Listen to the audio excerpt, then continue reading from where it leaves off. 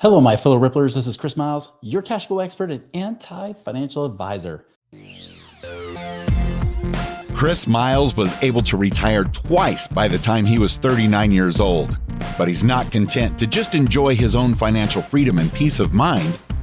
Chris wants you to have your own ripple effect so you can live free today. He's not the financial advisor you expected. He's the anti-financial advisor you deserve. He's jumping behind the mic right now, ready to make waves. Here's Chris Miles. Well, there's show it's for you, those that work so hard for your money, and you're now ready for your money. Start working harder for you today. You want that freedom of cash flow now, not 30 or 40 years from now if you're lucky. But you want it today so that you can live that life that you love with those that you love.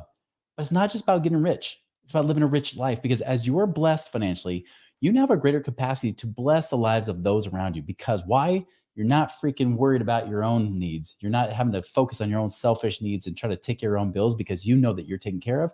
Now you can help take care of the world too. Guys, thank you so much for tuning in today. Thank you for binging and sharing it with others. And if you haven't done so already, go and check out our website, moneyripples.com. On there, if you've got cash that's been sitting around wondering what to do with it, whether it's infinite banking or even creating more passive income, check out our website today to see what you can actually do to make your money work harder for you now. Okay, guys, so I just could not resist. Obviously, you guys all know that, well, if you've listened to the show enough, you know that I don't hate Dave Ramsey, right? There are some things I agree with, especially when he talks about how to manage money, be a wiser steward of your money, not spending more than you make and things like that. And heck, even some of the credit card debt and things like that, we can agree upon.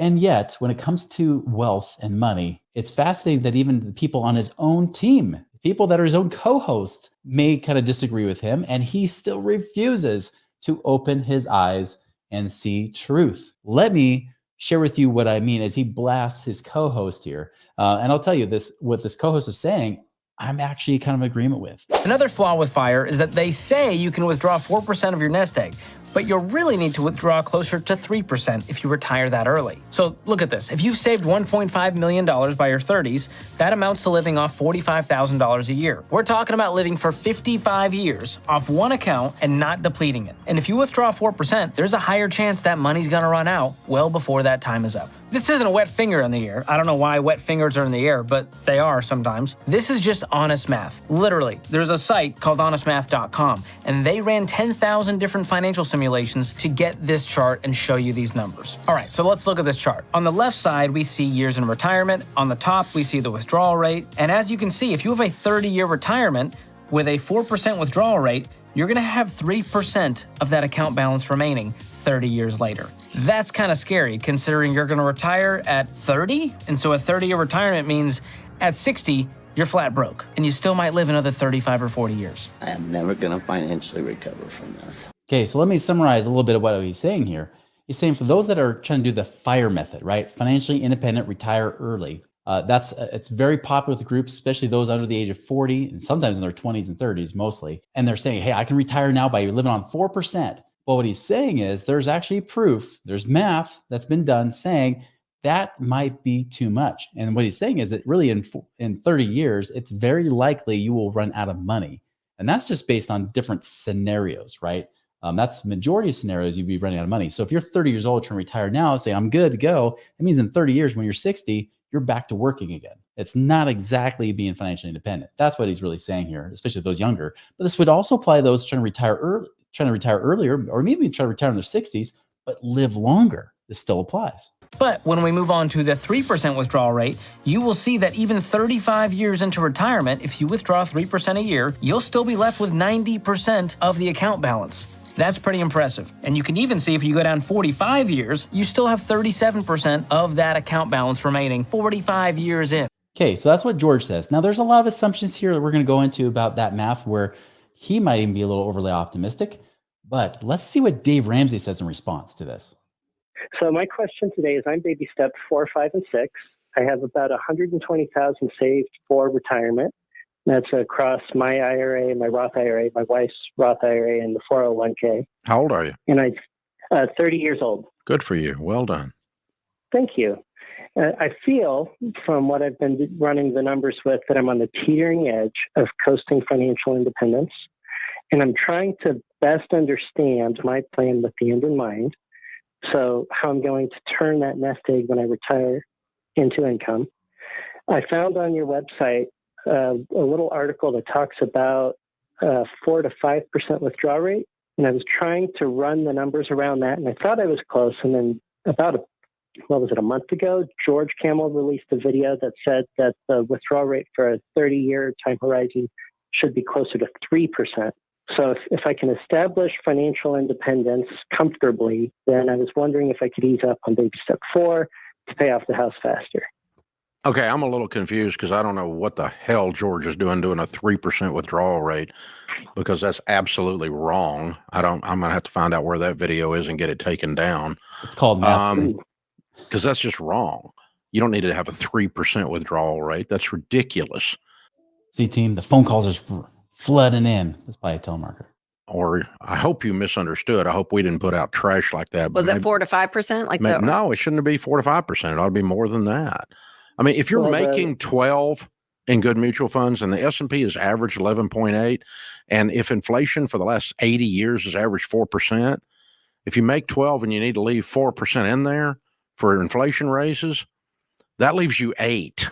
Yeah, but Dave, we all know, apparently you don't, the market's never done 12% ever. No matter what you say, S&P is the last 30 years that average 7.75% if you actually run the numbers. So I'm perfectly comfortable drawing 8. But if you want to be a little bit conservative, 7, but sure not 5 or 3. Well, I was trying to back check it because, 3 to 5, I thought that was a big range. And a lot of the studies I found showed. Well, there's a lot of studies that are stupid in this space. So Dave's assuming he's smarter than everybody else doing these studies. I found that fascinating. What's wrong? So Listen, man, the math I just gave you is the math. If you're making 12% and inflation is 4, and you leave 4 in there, so your nest egg grows by 4, it's simple. 8 is what's left over. So if you got $1 million and you leave 4% in there, that's $40,000. Okay, so you now have $1,040,000. So the next year you get a rate of return of 12%, 11.5% on the $1,040,000, and the next year it'll be $1,090,000. 1.1, right? And because your nest egg is growing by the rate of inflation, giving you a cost of living raise every year. So as long as you're doing that, you're fine. And so if you want to be a little bit conservative, maybe 5%. Would you say? But there's all these goobers out there who have always put this 4% crap in the market, and I'm just irate right now that we have joined the stupidity. Why is it that stupid though? Like, It's too low. It's too low because it's not realistic. You do not need to live on 4% of your money for your nest egg to survive. Yeah. Even if you did a rate of return of 10% or something. Yeah, and what it sets up is this guy now, he doesn't think he's got enough money. And he's already got $120,000 and he's 30 years old and he's on a plan. He's on a plan to be very wealthy and he's worried he's going to have enough money or not. Yeah. Because stupid people put out low withdrawal rates. Accurate withdrawal rates, if even overly liberal withdrawal rates. Keep going, Dave. Keep telling us how smart you are. But listen, wouldn't you rather? If you think you can only pull off 4% off of investments making 12, where the flip is the other 8% going? Well, 4% of it went to inflation. That's where it went. The other 4% is just sitting there. So you are growing your investments instead of living off of them. I'm not destroying the nest egg. I'm not even touching the nest egg. I'm growing the nest egg by leaving 4% in there. Yeah. Taking 8 off of a 12 growth rate. Go a 10% rate of return. Go a little bit more conservative with your rate of return. Go 10%. What would you do with 10%? Well, then 4 off of that. So 6. 6, yeah. But why are you going to underinvest? Yeah. I mean, this year, the S&P to date was 10%. Is 10%, and we're not even at the end of the year yet. Yeah. That's after it lost 20%, just to be very accurate. And everybody's talking about how bad the economy is. So, most years mine have done much better than 12. And so But if you can do your standard of living though, lower than what you need. Like if you don't need, it, that's fine. yeah, Like I'm 62, or 63, I'm pulling nothing off of mine right, because I don't need it. I still work. I still have an income. right. I don't need any of it. So it's all just sitting But there you growing. could do But 4%. The problem is when you go down these stupid nerd rabbit holes. Pay close attention. Listen to this, guys. In these Reddit threads with these morons who live in their mother's basement with a calculator, and then you put that out into the dadgum community, and then people go, I don't have enough money. It's hopeless. I'll never be able to save enough to retire. $1 million should create for you an $80,000 income, boys and girls. So you should perpetually, like if forever, you should be able to pull 80,000 forever and never destroy it. Now and so when you tell people that $1 million creates a $40,000 income, you go, oh, I've got to have $2 million and I can't make that. Then this system doesn't work. So what you're doing with this bogus math is you're stealing people's hope. That's why I'm pissed about it. Bingo. Right there. That is the thing, guys.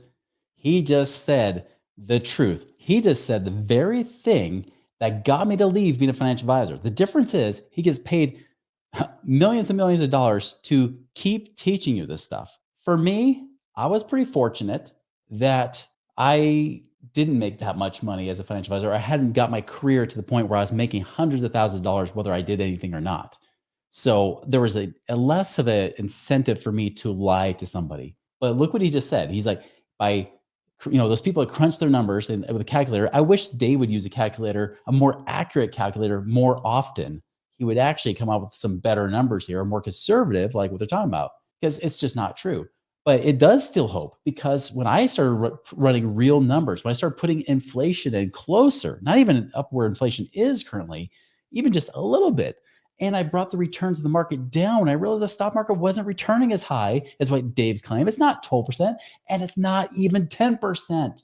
The stock market, again, the S&P 500 has averaged 7.75% in the last 30 years. That's the real average yield, the actual yield, not the average, the actual yield. And if you guys have seen other videos I've done, when you have negative 25% in the market, you need positive 33% to get back to zero. That throws the averages off when you have a negative number. So the average and actual are not the same. That's a totally different topic here, but it'll relate to what I'm coming back to with how you live on this money, right?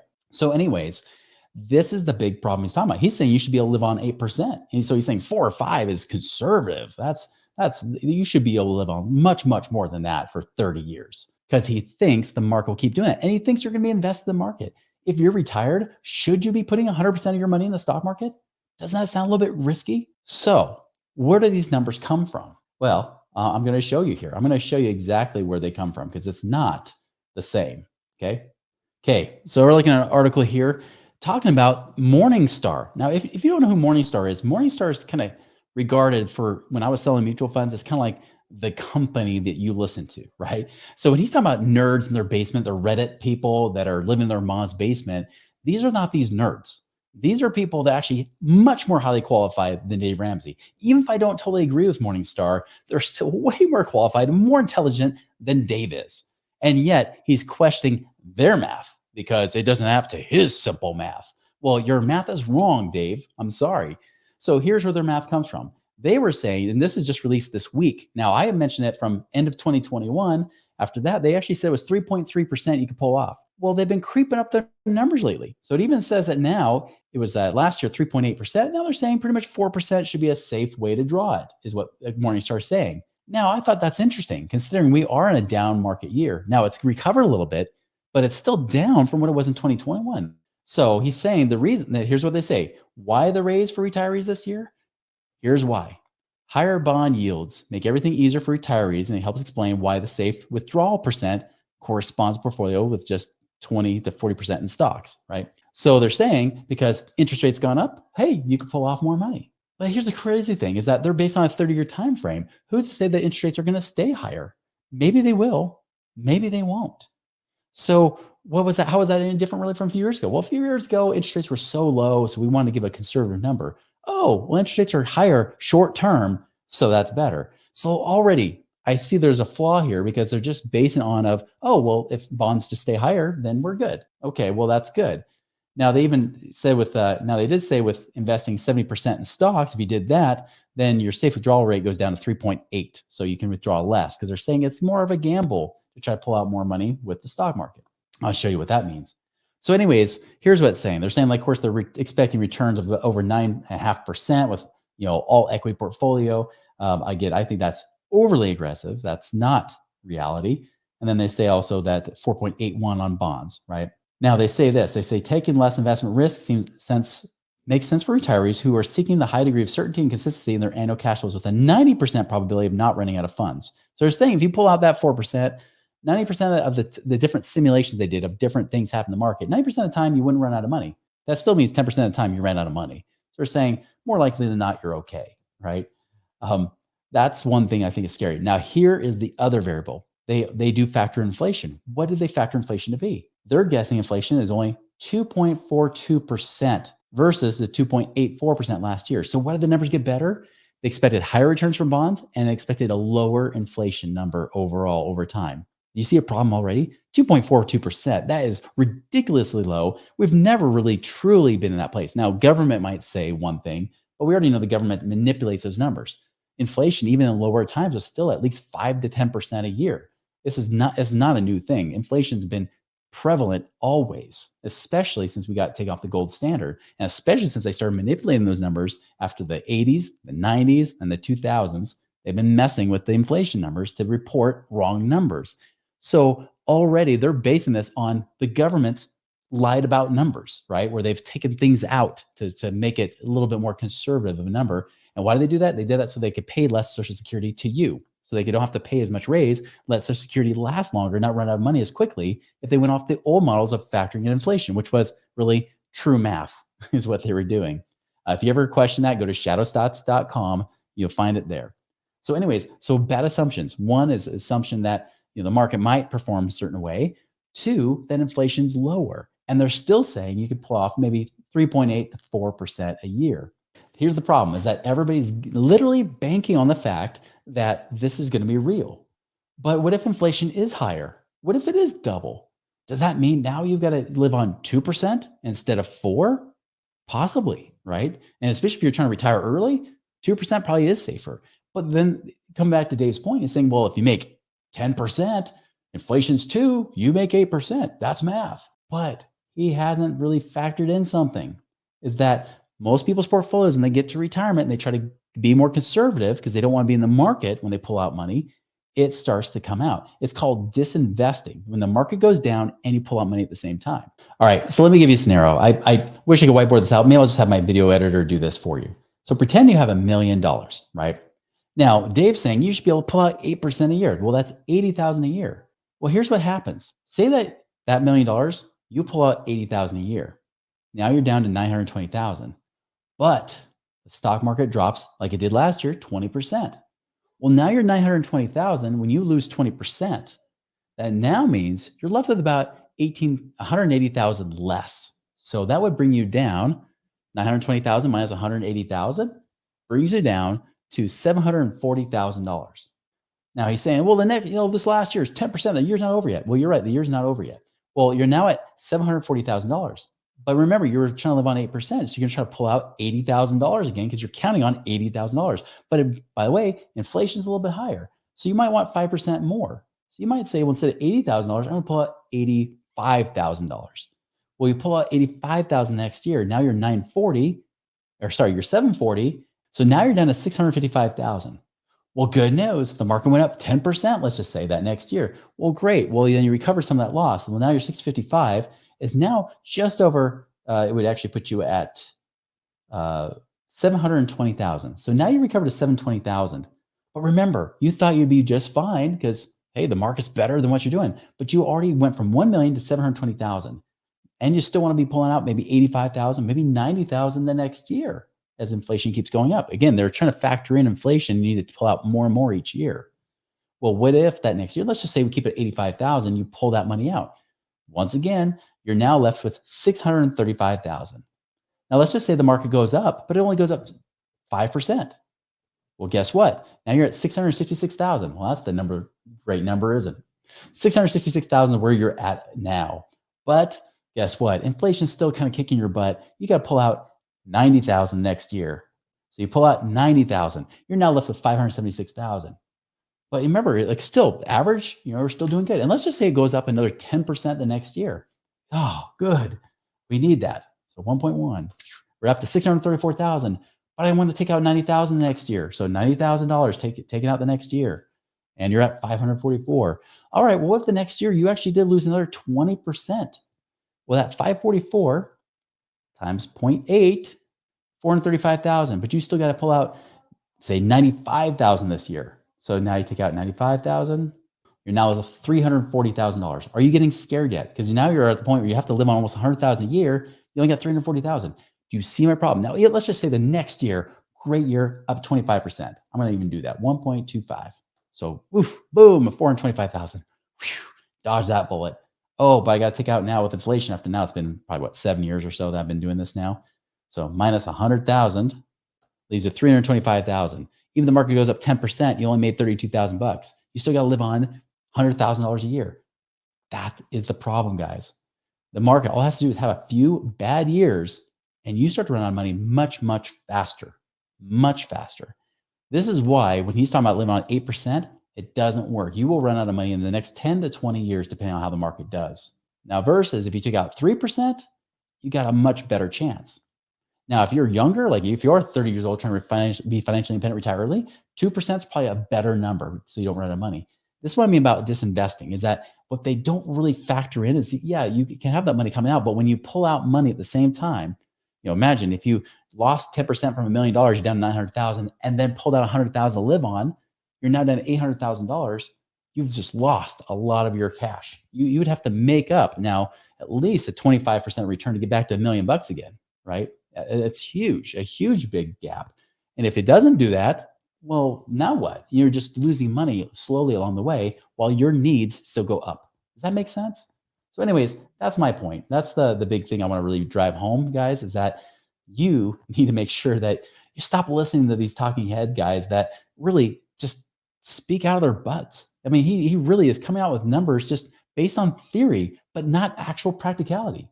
So at least Morningstar, at least they were trying to do it. Even if they put inflation way lower than what we know it is, still, they're saying 3.8 to 4% is more likely what you should be able to pull out.